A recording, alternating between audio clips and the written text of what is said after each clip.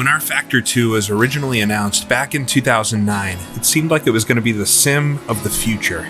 Dynamic weather, dynamic racing surfaces, better AI, brand new force feedback, and officially licensed content. It seemed like ISI was in for a slam dunk with the sequel to their openly moddable sim. I remember specifically being excited by the screenshots ISI was sharing of 1960s Formula cars racing around beautifully detailed circuits. Monza, Monaco, Spa-Francorchamps. It seemed like this was going to be the coming of something great. I remember seeing the forum titles at the time of threads saying Grand Prix Legends 2 is coming, and everybody in the Grand Prix Legends community especially being extremely excited. So what happened from so much promise to where we are today? I don't know completely the whole story, but I can tell you from my perspective, I think I got rFactor2 for the first time in 2012 or so, probably late 2012. And I remember going straight for the classic Formula cars and racing around Monaco and Spa, but having a tough time getting it to feel good and perform well on my computer at the time. I was also playing a lot of iRacing back in 2012 and had no real issues getting that to run, but rFactor2 didn't run quite as well, or it was hard to optimize, and so I ended up shifting focus elsewhere. And that's definitely not been the universal experience of everyone. There's those that have stuck with rFactor2 along the way and enjoyed all its different releases, but I know for myself and many others who might have tried rFactor2 out at some point, maybe early on, and didn't quite revisit it. I don't know what it was, but a couple of weeks ago I really got the urge to try out some of the stock content in rFactor2 again. I think I had seen a clip of some of the footage shot during the Grand Prix movie from 1966 and instantly reminded me of Monaco in rFactor2 with some of the default Formula cars. And I have checked out rFactor2 a little bit more recently and had good experiences with it, so I wondered how the original content has actually aged over the years. And I am so glad that I decided to try this out again, because the stock 1960s cars and tracks that rFactor2 has, never mind the countless additions that it has, is such a joy to race. And I wanted to do a video sharing this with everybody because it's genuinely one of the most fun things I've done in sim racing in quite a while. So in the base content of rFactor2, it ships with two Formula cars that represent the 1960s. Both are fictional but take inspiration from the real cars. You've got the Spark, which from my understanding matches more with the techno chassis of the time, and you've got the Eve, which is much more like the Matra of the time. Both come with Formula 3, Formula 2, and Formula 1 versions, and they're all roughly based around 1966 through 1968, which is kind of interesting. The Formula 1 cars specifically are much more of the 1968. They start to have wings on them and things, but it provides a nice progression from Formula 3, easy to handle on the throttle, but still throw the car around, get used to no downforce, all the way up to the crazy Formula 1 beast with their brand new idea of aero downforce and everything that went along with that. In coming back, I've tried out the different cars, but I've settled on the F2 cars, and specifically the Eve, which again is based more on the Matra 1967-1968. And this has got to be one of the most enjoyable cars to drive. A lot of folks say rFactor2 has the very best physics, and I wholeheartedly agree. Driving this car, you get so much more detail out of the road and the tires. It just feels like nothing else. When you're driving, you can feel exactly what the car is doing, and it's hard to describe, but it feels like a fog is lifted from driving, and you're not really trying to control a car in a sim, but you feel directly in control of the car. It's very rewarding and a lot of fun. I struggled even writing words to describe how it feels, so I thought it'd be better, obviously, to show some racing and do a few races, and what better than to go through the 3 stock tracks that are included in rFactor2. And the other part that makes this so good is the racing itself. I've gone in the deep end with this week. I found a skin pack from user billyblaze on the rFactor forums, and billyblaze has done a great skin pack of 1967 and 1968 F2 cars for the Eve car itself, and I've taken that as an example and actually expanded it myself to a full set of 1968 cars. Some of mine are a little rough around the edges, but it gives me a full 1968 grid to race against. But I've read all about AI settings and AI training and all the different ways you can make AI good in rFactor2, and it's really paid off. One of rFactor2's big enhancements over rFactor1 was how much better the AI were going to be, and it's hit and miss depending on what you're racing, what mods you're trying, what cars and tracks, whether or not that's going to be true. But if you take the time to create individual talent files and train all the cars on the circuits and edit all the different things to make sure they're optimized for your races, it's one of the best offline racing experiences, if not the best offline racing experience I've had in any sim.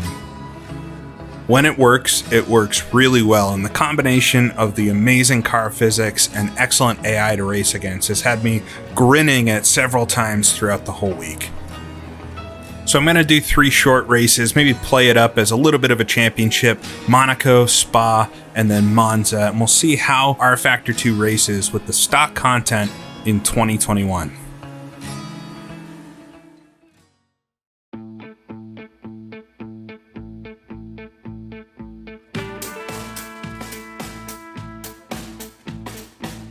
And so for race number 1, we're brought to the Principality of Monaco, or Monte Carlo as it's known in rFactor2, for an 8-lap race here around the Monaco street circuit. This track is definitely a highlight of the 3, and if it looks familiar to you, it's been converted to just about every sim that's out there. So the versions of Monaco 66 that you'll see in Assetto Corsa or Automobilista, they're most often coming from this version that was released with rFactor2. A very detailed rendition of the circuit. Racing around it, it's tough to tell if it's inaccurate in any way, but for me, gives the best impression of driving Monaco as it would have been in the 1960s. All we really have is comparison to the 1966 film Grand Prix, or there's some footage from 1962 of a car going around in some pace laps, and obviously any kind of TV coverage and photographs of the time. And for all of that, Monaco itself lines up really well. It might be slightly wide in a few spots, and you'll see that be a trend across all 3 circuits, but it's absolutely forgivable. It's a beautiful rendition of Monaco. And so 8 laps around here should be fun. For qualifying, Jean-Pierre on the pole, and he won the championship for Formula 2 in 1968. So that's a fitting position for him. Jochen Rindt starting alongside. He won, I think, 4 out of the 9 races in 1968, but wasn't classified for points because he was a Formula 1 driver. So starting second makes sense. Piers Courage, Henri Pescarolo, Ernesto Brambilla filling out the top 5. Looking a little bit further back, I'm starting in P10, just behind Joe Schlesser, ahead of Max Mosley, but we'll see how I can do. Hopefully pick up a couple spots, and top 6 will score points. We'll see how everything plays out. Just for fun, but this should be a lot of fun. A little race around Monaco. All right, so here we are on the grid. Flag is up.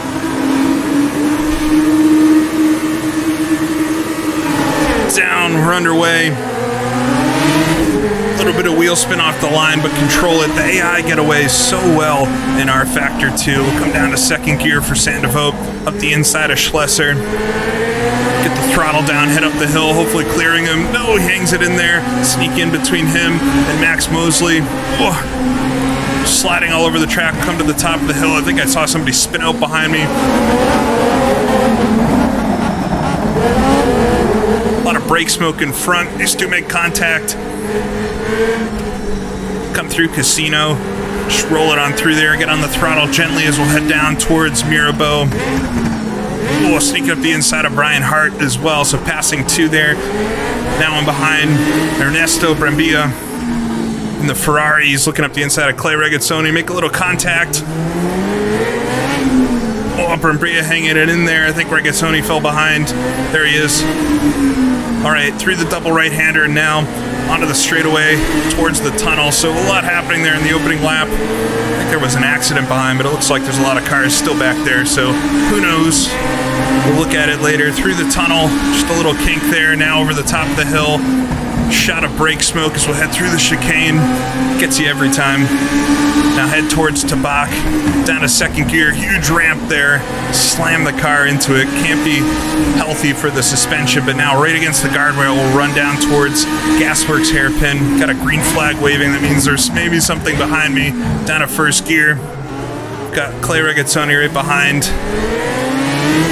Get a little bit of a run on Brambilla. Tino Brambilla, I think he was known as. And down to the first corner, so up to 7th, so one more spot to get in the points. Oh, and Brambilla hitting the wall there. Generally, the AI are pretty good, stay out of the wall and things, but took quite a lot of tweaking and things to get them here. I'll put all my settings and all that in the description. But training the cars on the track, setting up driver profiles, playing around with the aggression settings and things, all necessary. But once you get it right, it's actually a great racing experience. And they actually fight you. You gotta be just as on top of the cars from behind as the ones in front. We'll sneak it up the inside of Brambilla. Whoa, almost making contact. Probably made a little contact there, but sneaking around him.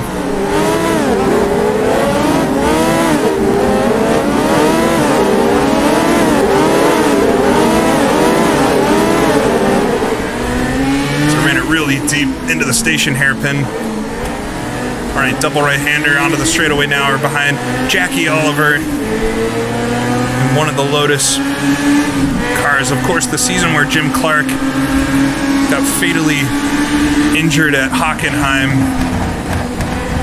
Formula 2 1968. Jackie Oliver, Graham Hill taking up the reins for the Lotus effort.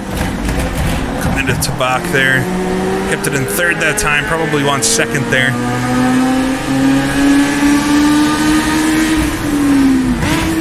Down to the Gasworks hairpin, down to first.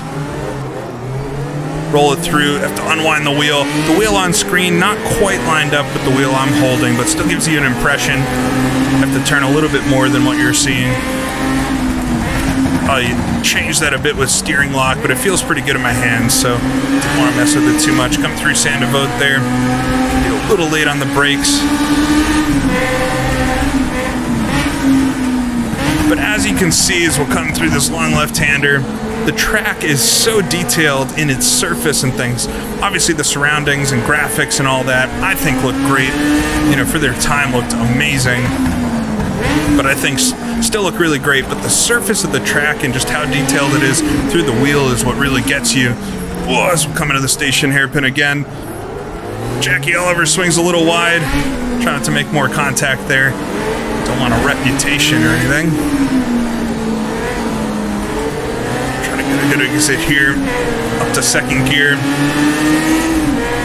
But obviously, this wouldn't have been a laser scan track if you scanned Monaco's streets today. It wouldn't tell you much about how the track was in the 60s, so it's made purely off of video and probably Grand Prix footage from the movie Grand Prix in 1966, but then also there's some other footage out there of races and some awesome footage from 1962.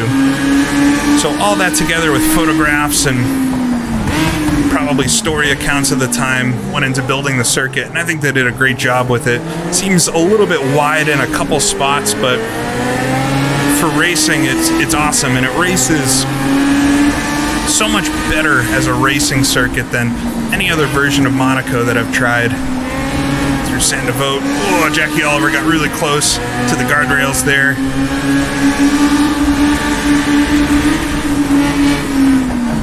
You know, partly because we're racing F2 cars here, so they're down on horsepower compared to their F1 counterparts, but still very representative cars that raced around the circuit at the time, and it's the only sim where I've found that you can actually race. Oh, so we'll get very sideways there, clobber the curb on the inside.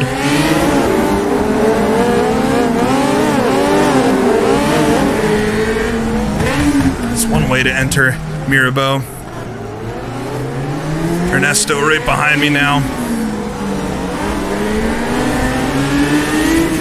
It's the only sim that I've found that you can really race in Monaco. I always feel like in Grand Prix Legends I'm tiptoeing around the circuit, just trying to make laps without smacking into anything, but you actually can feel the grip and things, and you definitely have to be more careful at Monaco than other circuits in rFactor2, but it's a little more of a racing circuit, it feels. You have that much more fidelity that it's helping you get around the track. So Ernesto there goes a little wide, maybe he hit the wall slightly.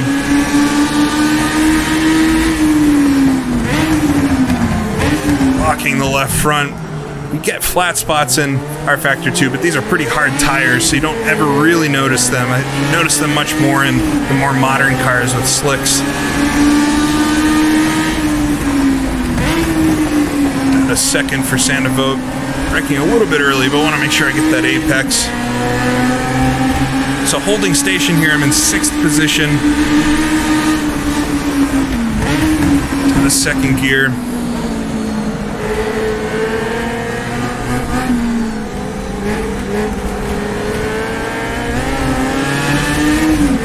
Over the hump there. Down to 1st, right on the back of Oliver now. We're, I think, chasing Henri Pescarolo. Oh! A little late on the brakes.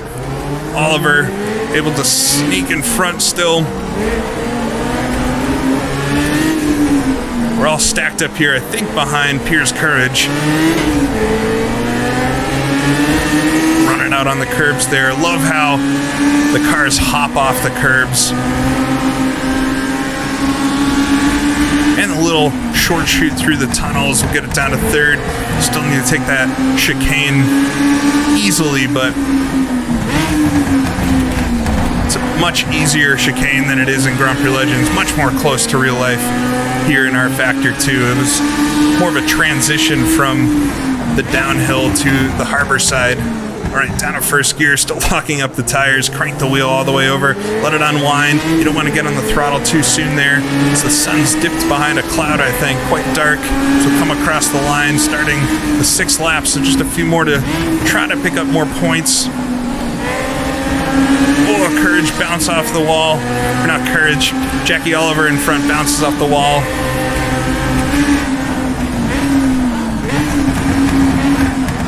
Pick them off here, 1 per lap. Late apex there. You got to make sure not to get over the median as the road slopes away on the other side. Head down the hill. Oliver gonna block. He actually blocked me. The AI will do that. Very believable, raceable AI. Oh, see if I can sneak it up the inside though of Oliver. Oh, I got him. He let me have it.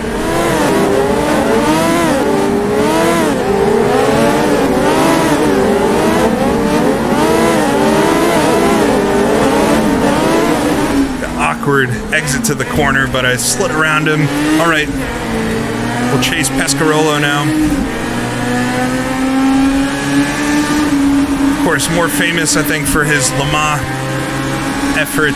Henri Pescarolo, F2 in 1968, through the chicane there. Oh, nice and easy. Can end it so easily on any lap.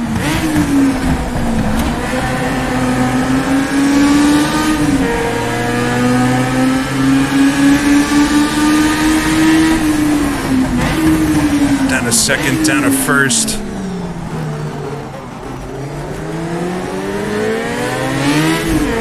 Just wait to get on the throttle. All right, starting. Just a couple more laps to go.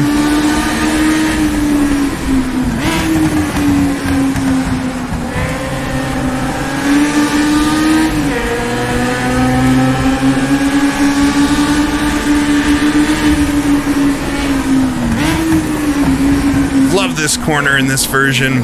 It's so tricky, but if you get the line right, so I'm not too far off there. It just feels good. Got a good run here on Henri. Coming into Mirabeau. Ooh.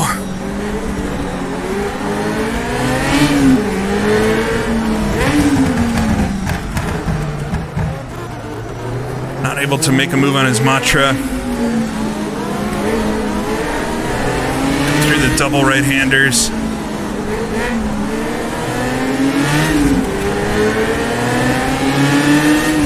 Throttle away. I think I'm quicker through that whole section. Up through Casino and Mirabeau. Need to find a way to get around. It's so hard. Oh, let's go so sideways there through the chicane.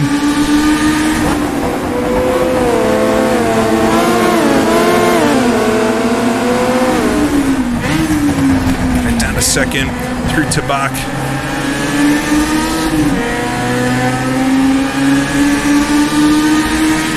To the hairpin, see if I can close up just a little bit here. Try not to overdo it. Oh, kick it sideways. I think I just nicked the barrier to the left, but nothing too bad. Side by side actually with Henri. I wasn't expecting that. He's going to accelerate a little bit better, but very close now as we'll start the final lap. Down to Sandevote, down to 2nd gear. Roll it on in. All right, accelerate up the hill. I'm closer than I have been. course, nowhere really at the top of the hill here to make a pass, but just want to set him up. If I can set him up for Mirabeau. Come through Casino, try to cut the wheel. Go up to the inside, he's going to block me a bit. Oh, I should have gone up to third gear there. Oh, but try to outbrake him, right-hander. Just nicked that curve on the inside, got around him though.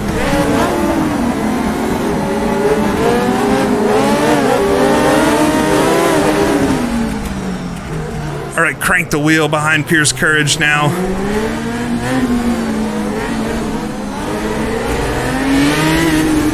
Be hard to get him towards the end of the lap here, but we'll try.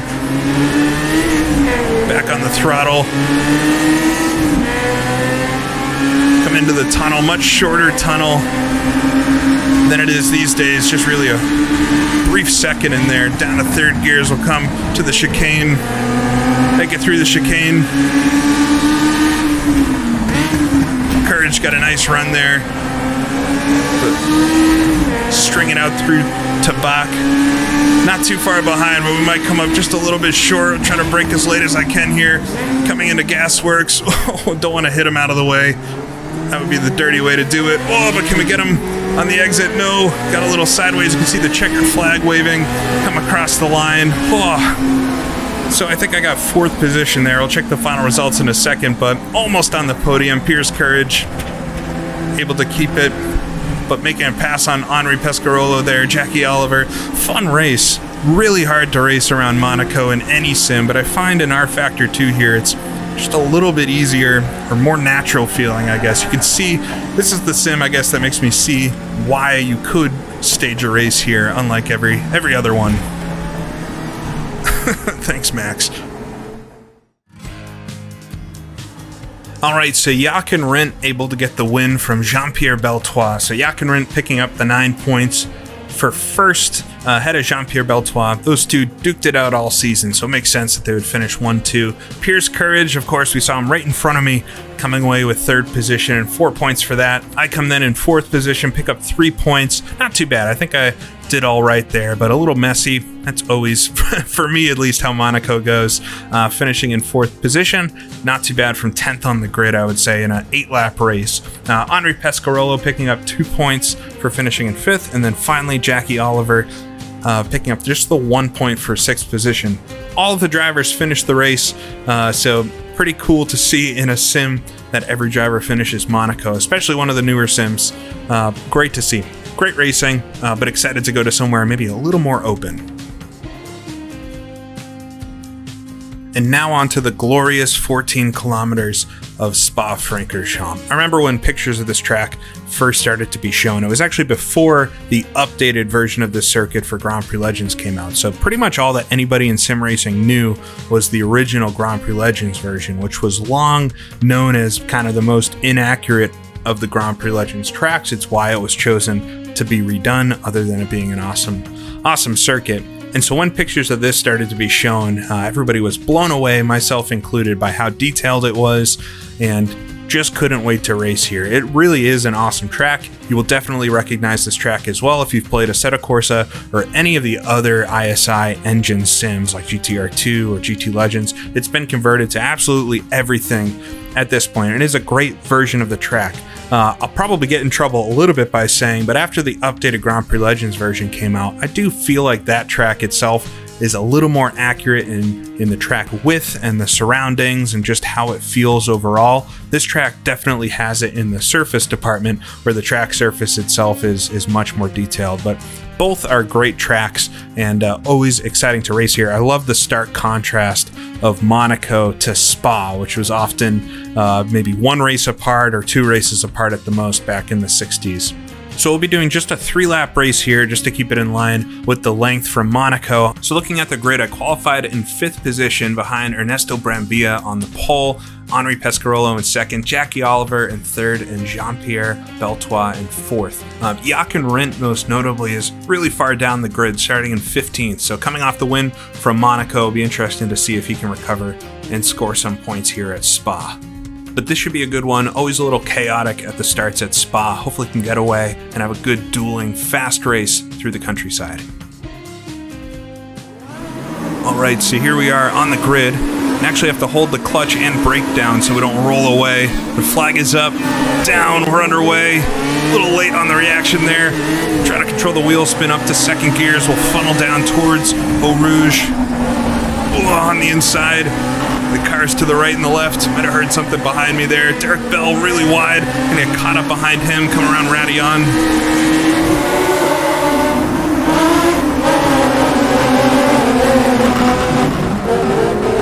Alright.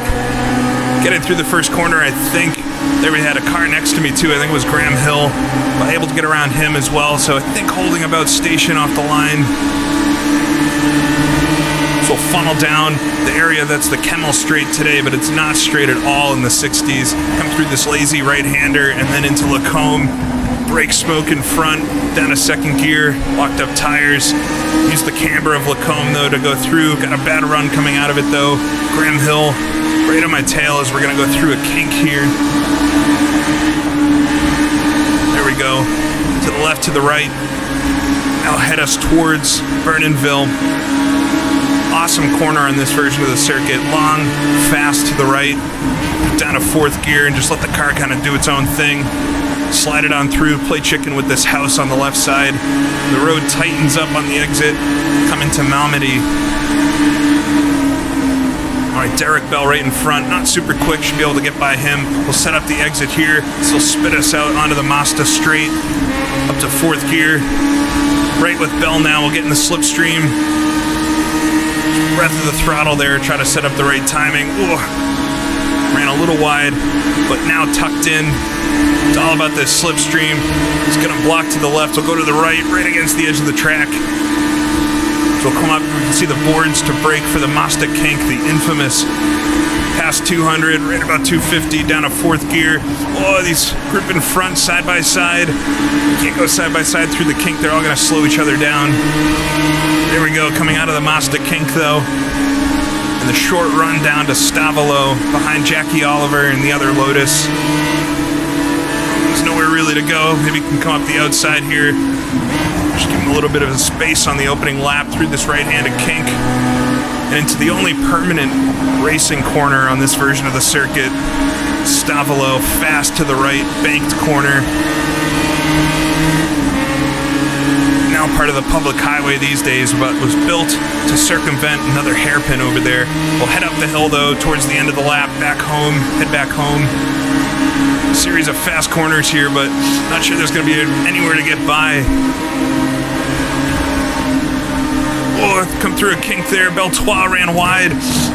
Gotta catch the rear end, maybe. Just get on the brakes there. Jackie Oliver runs wide.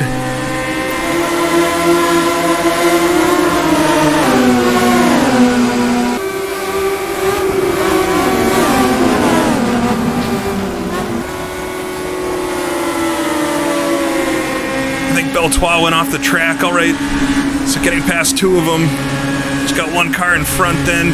Oh, I run into the dirt as well. So hectic opening lap at Spa. A lot of times the AI are really good around here, but the starts are kind of hit and miss. It's a lot to ask. Once we get going, they're quite good. I still got Jackie Oliver behind me, even though he ran wide. Caught to Blanchimont, double left-hander. First one here is pretty fast, but tightens on the exit. Whoa, got really sideways there. Down to third gear for Blanchimont itself. Run a little hot coming into it.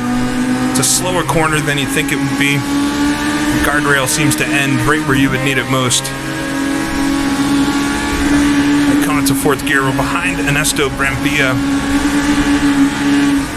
Come to La Source. Try not to lock up or run into him or anything. Down to first gear. Just roll it through.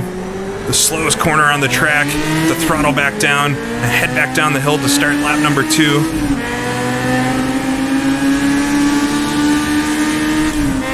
So we've broken away out front. Had some theatrics on a few parts of the track there. Up Eau Rouge. Radillon. But something that really strikes me about this version of the circuit is how detailed the road surface is. And I said the same thing about Monaco. It's what really kind of blew my mind when I first tried these compared to the older Grand Prix Legends versions and even the newer very detailed Grand Prix Legends version. The engine itself just can't support detail like this, so you can really feel the road. It really adds a lot of character to the track because it is public roads. Oh, as Oliver gets a run on me there. Kind of daydreaming about the road surface. He gets around.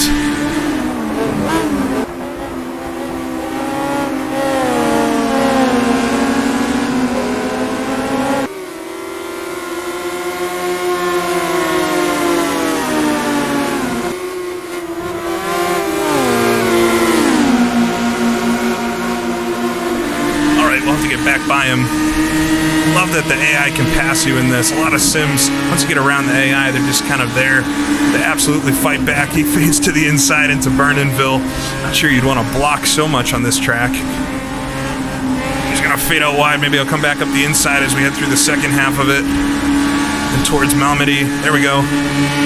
Get around Oliver again. Keep me busy back here. Keep it in fourth this time through Malmedy. Try to get a good run out.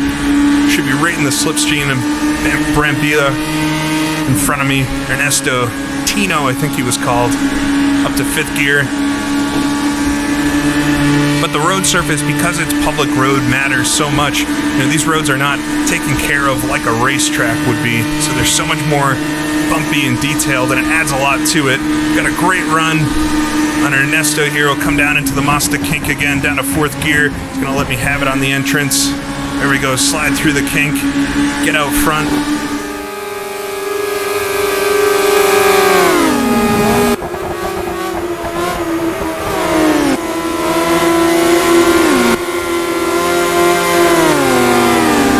Trying to break away. We just got about a lap and a half to go, halfway through. Short race here, but gives a good impression of the circuit and the racing on it. Quite hectic. See what's going on down here. There seems to be a lot going on. The last lap, then a fourth gear, slide into Stavolo.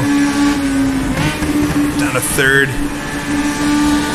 Ride the outside coming in and then close up the apex towards the exit.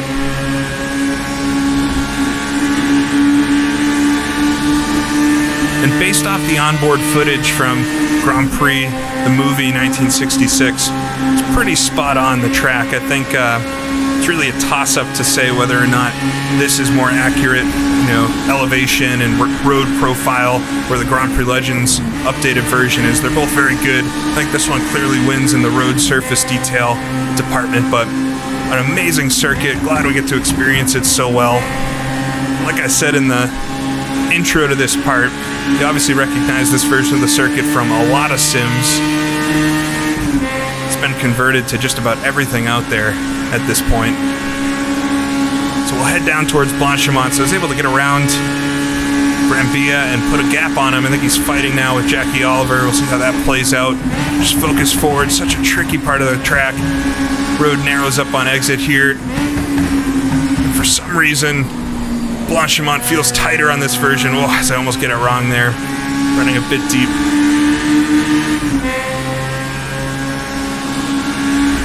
We'll come back out towards La Source. I love La Source as a corner on this version of the track because the whole track is very fast. This is the only slow corner on it, down to first gear. Try not to lock anything up too much. Here we go. It's the only slow corner on the track, but it helps create some kind of signal that you've completed a lap. I think without it, the track would be a little more boring, just being fast all the time. If you could say something like this would be boring, but it really helps complete it. Cherry on top is the hairpin at the end. Keep you awake. Whoa, right to the dirt on the outside as we're on the final lap now. I can see Brambilla back there with Jackie Oliver, but just put together a few good corners here. It feels like Lacombe might be a place where I'm a little slow. I should have enough of a gap, I think. So just do my thing coming up here, down to third, down to second. Ride the line on the inside, get back on the throttle up to third gear. And rock it away.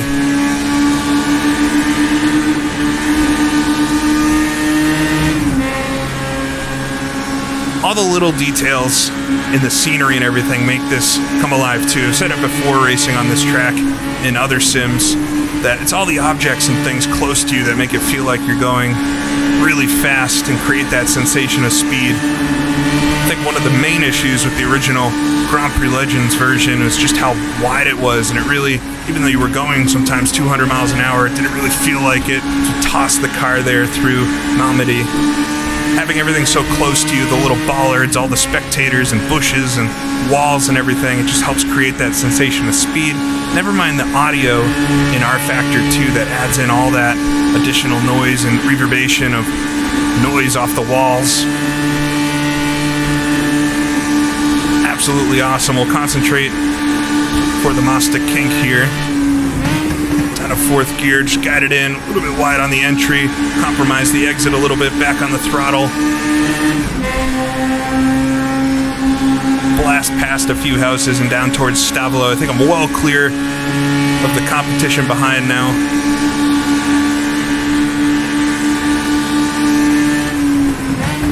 Down to fourth.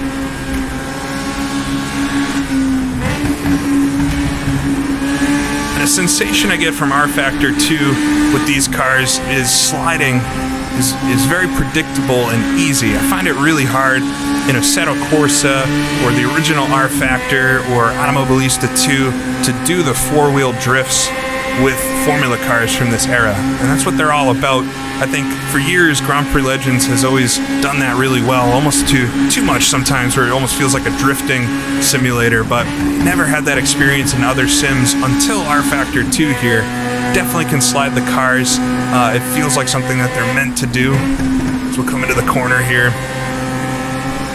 But it's also more catchable. It's not quite as slidey as Grand Prix Legends is. Really nice balance to it. A lot of fun, like through Bernonville or Stavolo, to really ride the sidewall of the tires. So we'll fly past a few objects here, just a few more corners to go to clinch it. Down to fourth gear, coming into Blanchimont. Oh, dip a wheel on the dirt to the inside. Down to third. Blanchimont's a late apex, I kind of miss it there, but able to make it through. We'll come towards the end of the lap then, just a couple more corners.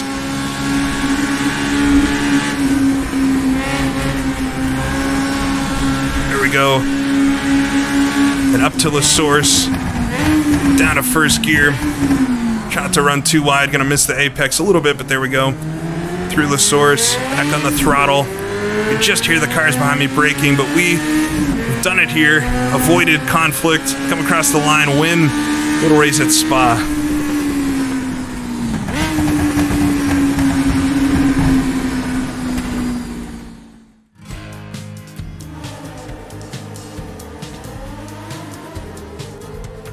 So coming away with the win for the fun race at Spa. It was a nice battle for a couple of laps with Ernesto Brambilla and Jackie Oliver switching positions, but much of the competition took themselves out, unfortunately. It seems to be hit or miss whether or not the starts are chaotic like that, but it always keeps you on your toes. So I get 9 points for the win. Ernesto Brambilla finishes second ahead of Jackie Oliver, really close, only 0.4 of a second separated them. Derek Bell gets fourth place, Alan Rees in fifth, and Robin Widows in sixth place with a single point for McLaren Racing. Actually, they entered a F2 car in 1968.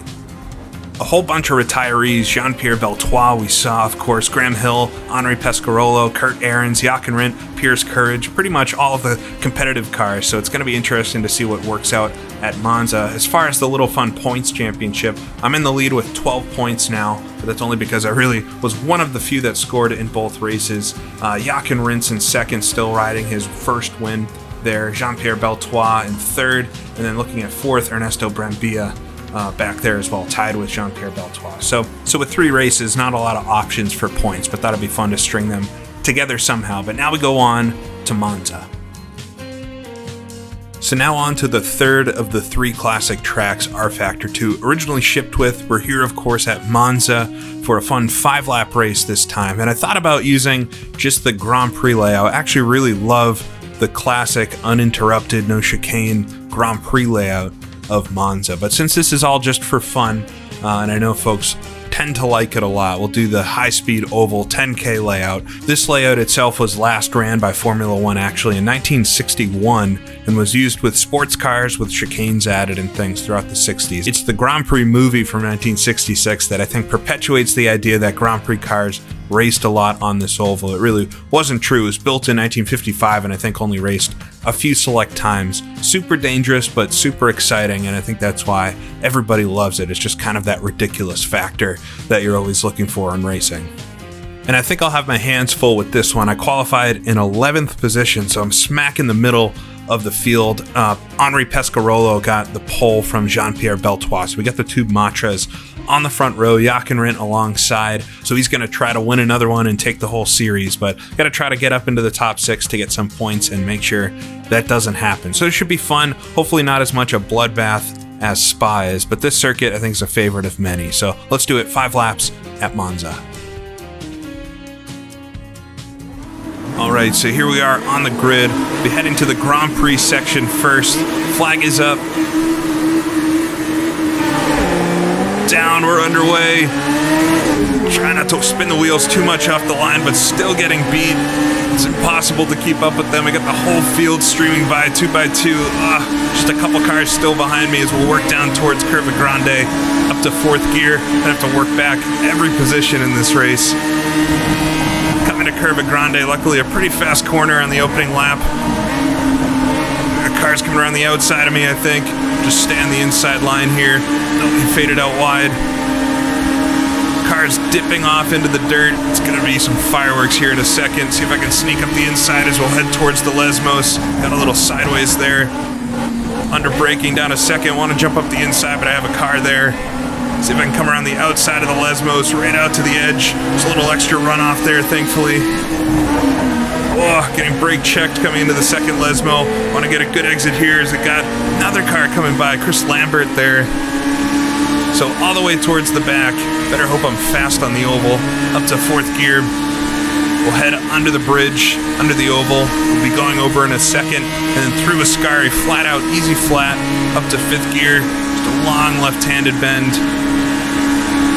So I've got Hubert Hane behind me in the BMW. I'm going to block the inside line so he can't take that into Parabolica.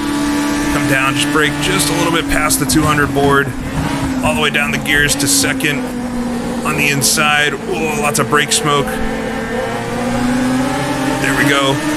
Fanning out now onto the front straightaway once again, but this time we'll head towards the oval. Up to 4th gear. This is where stuff's going to get extra dicey as we head towards the oval. Oh, getting blocked by Chris Lambert there. Up to 5th gear, and we work our way onto the high banks. Just got to watch out in front for anything wild happening. Pretty bumpy. Oh. Lambert's car is sideways. Should be able to work around him, but terrifying. Almost hard to see, but you can imagine a surface like this would shake out your teeth as we go over a hop there. Come onto the back straightaway, see if I can work on the low side, but I can't. Flat out 5th gear, all in the slipstream, but everybody's tightly packed up. It's a little too tight to make any kind of move. We're still working on the high side. Luckily, everybody's paying attention, not doing anything too crazy. I gotta run there, but I can't do anything with it. It's like the old IRL. We'll stick around the top side, work back into the front straightaway. Oh, just knock into the barrier there.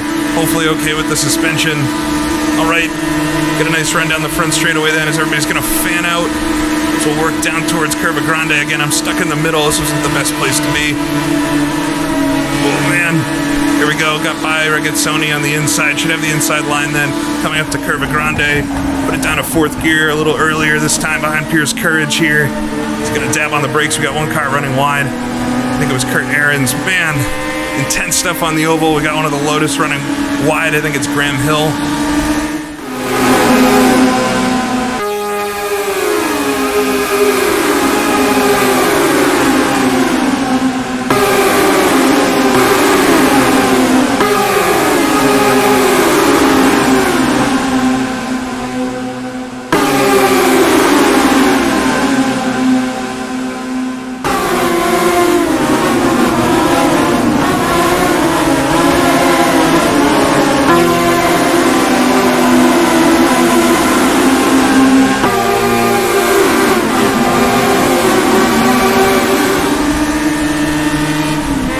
to 5th gear.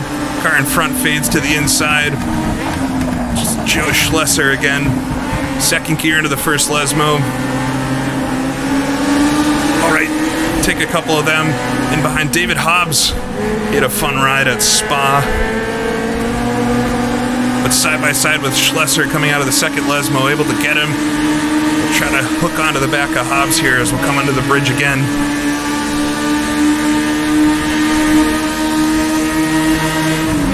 Up to 5th gear through Ascari. Just looking at my mirror there. Car coming to the inside, Schlesser. He's got that run on me coming down to the Parabolica. We'll try not to outbrake myself though, but we're gonna have to hang it around the outside. Down to 2nd gear. A little deep, just trying to keep the speed up right against the white line. Car gets a little loose, the track's not as gripped up out there. That's part of that awesome surface model that rFactor2 has.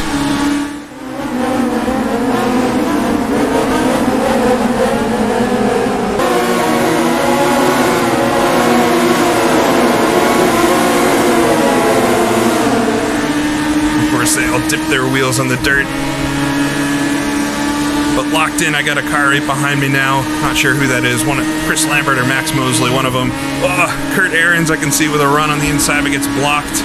We'll come back onto the oval for the 2nd time. Just grit our teeth one more time. There's a big bump about 3/4 away around this corner. Right there. Jumping off the ground. You know, this track itself, this isn't one that you'll see in a lot of other sims because it wasn't migrated or converted over since the Assetto Corsa version was also built. And these are completely different tracks. There's no polygons or anything that are the same between them. Definitely tell they're different, especially on the transitions into the banking, but I couldn't tell you which one is more accurate. Obviously, neither of them are fully laser scanned, if laser scanned at all. But I think this track represents it quite well. A lot of fun flying around the oval. But now in the slipstream, the cars in front work past, complete the 2nd lap, start lap number 3. The laps feel like they take a long time here because you pass this section twice right against that guardrail on the inside. Make a pass on a whole group of them up the inside of Pierce Courage, come down into Curva Grande again, down to 4th gear. Just hope the tires grip enough. They do. Hanging around the inside now, a whole pack in front. They come up to 8th position, so bad start. I think I was back in maybe 18th, 20th. I have to work my way all the way back to the front, almost into the points again. The car locking up on the inside. Oh, it goes around. Let's see if I can go around the outside. Oh, just got around the outside without getting clipped. That's going to bottle up everybody behind me.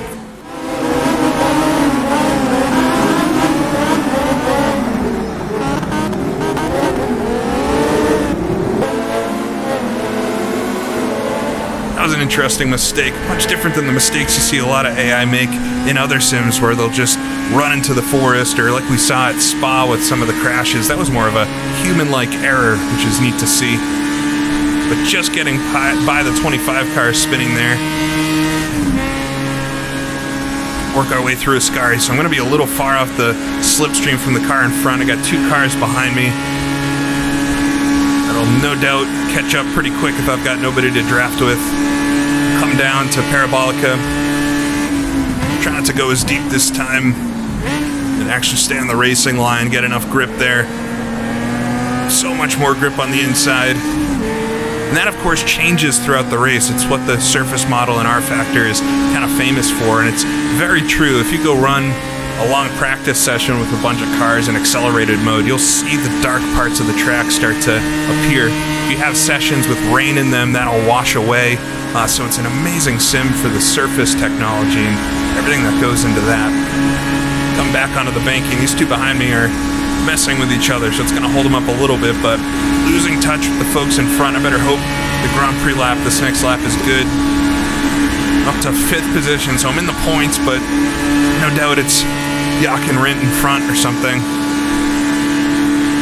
We'll have to see if I can get up there. Down the back straightaway.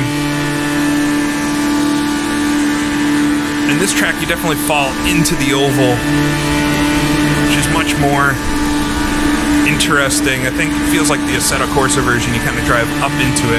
Again, I don't really know which one's more accurate, but both of the tracks are very nice. I'm rocketing through the corner, make sure I don't get out to that wall again. Back onto the front straightaway, we'll complete the third lap.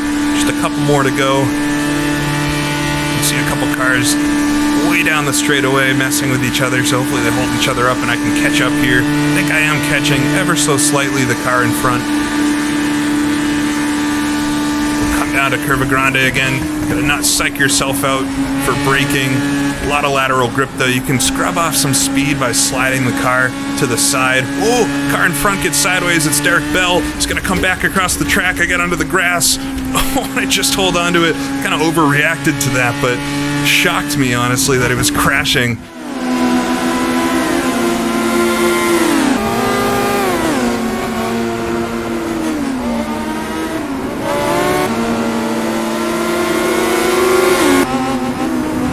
Spit back across the track. Luckily he didn't. I stayed out of any weeds or anything. Come through the Lesmos, then every lap's gonna have a moment, I think. So now to fourth position. He kind of did that all on his own, interestingly enough. Up to fourth gear then. You can see a Lotus in front. I think that's Jackie Oliver. I think we already passed Graham Hill. But staring at a podium there. We've got about a lap and a half to do it through Ascari.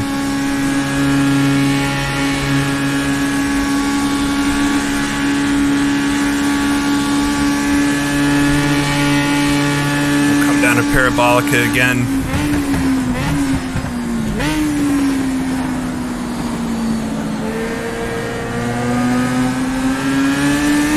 Back on the gas. Whoa, a car slipping and sliding under me a bit. Track feels very greasy. Had the same weather settings and everything for all three tracks. I didn't want to try to throw rain into the mix, but there's a lot you can do to set up the races in this sim. And of course, we're only looking at the default content. The car's set itself is custom made, but it is the default cars on tracks, and there's a lot of additional tracks and things for this. All in the classic era as well. Right on the bank, you might hear my wheel chattering away on all the bumps. A lot of surface detail there through the concrete corners. Spin ourselves back out into the back straight. Might be slightly low on the revs. I thought I was going to be slipstreaming a little bit more, so I have a little bit of headroom there on the RPMs. Right, we'll come back into the final corner of the banking. Don't want to scrub off too much speed, so you actually want to run towards the high side of the track, and then on the exits dip it down a little bit so that you don't slide like I did on the first lap. We got two cars way up there side by side. One in front's just crossing the line, so the whole podium's there. We'll start the final lap.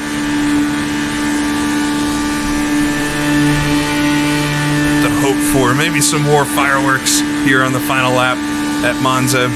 Come down to Curva Grande, down to third gear, or fourth gear rather. Just tip it in, shift it down a little bit early. You're going to run slightly wide. Oh, these two in front on the dirt again. This is where the crash was last lap. Pulled in quite nicely on the Lotus in front. I think it's definitely Oliver. Come down to the Lesmos, down to second gear. They're actually quite fast. They're much more banked in this version. And again, I don't know what's more accurate. Under the second Lesmo, keep it in third. It's a debate whether or not you want to put it in second there. I'm not sure. All right, come under the oval this time, final time. To fifth gear, rocket around to Ascari. Nothing to protect you to the edges of the track. There's a little thin Armco rail. I think that was installed after 61. And there's some bushes and things around most of the track. It's a very natural circuit. Gonna love it through the park. Second gear into the Parabolica. Ooh, rear end slides a little bit. Just ride that white line towards the outside. Cars in front dipping off. I was hoping to get a good run out of here, be a little bit closer so I could get a slipstream, but I don't know if it's gonna happen. Interesting, there's no hay bales or cones or anything down the middle of the circuit. You can actually cross the line if you want to, but I think it would invalidate your lap, I'd imagine. We'll head into the banking. I don't know if we're going to be close enough. but a lot of passes in the first couple laps is pretty exciting. I'm not sure, I have to watch it back. I'm not sure if I hit anybody. Oh, make a hop there. The two behind still working on each other, but plenty clear of them. And I don't know who's up front. It looks like two blue cars. I have to imagine maybe the Machos got away. I don't remember passing Rint. But maybe he's not up there, so we'll have to see how it all works out in the end. Cutting through the final corner, right up against the guardrail.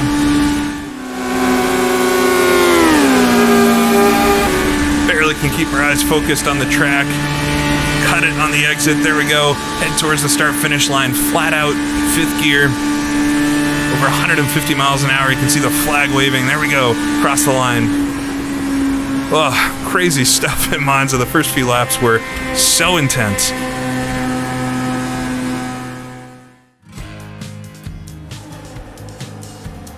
So absolutely, I think I can actually use the word Titanic there. Titanic stuff racing around Monza. That was very intense for the first few laps. I'm not sure how I got through those without making contact, especially coming down the front straightaway the first time. I think I went 3 or 4 wide. I'll have to show some replays from it. But fun race overall. Last lap wasn't as exciting as I hoped it would be, but still coming away with 4th position. So Jean-Pierre wins over Henri Pescarolo, 7/1000ths of a second. So they were neck and neck coming to the line. Jackie Oliver, like I thought, was in 3rd, and I'm just missing out on the podium there in 4th place. I actually beat Jochen Rindt, who finished in 5th, and then Ernesto Brambilla finished in 6th, winding out the points. Unlike Spa, everybody finished this one, but there were a couple bigger accidents we saw there. We saw Brian Hart spinning out in that red 25 car going into the Lesmo. That actually really helped me out a lot, get up front. And also that spin by Derek Bell coming out of Curva Grande. Wreck avoidance, I guess, I don't know. I threw it on the grass there for the second one, but was quite a lot of fun.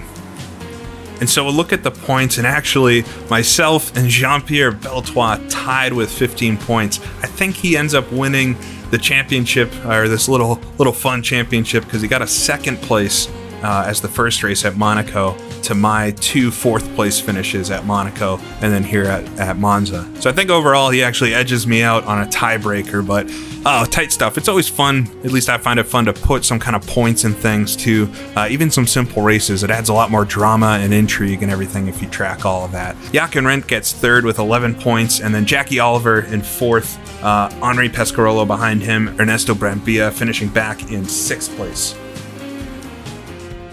I'm really happy that I decided to go back and try some of the stock content in rFactor2. It's been a lot of experimentation over the week, just figuring out how all the different settings work and making some of my own cars to race against and things, but it's all very much been worth it. Out of the newer breed of sims, this is some of the most fun I've had racing with AI. A little hard to control sometimes, especially Spa there. You saw a lot of incidents, but they provide great racing overall, making mistakes, outbraking you, actually passing you.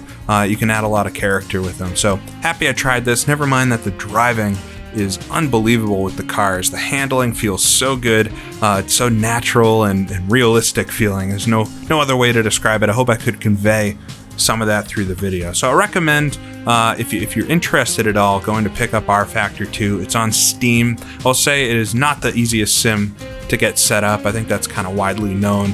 If you're willing to tinker around here and there, it's not too bad. And in the end, you can have some awesome fun like this.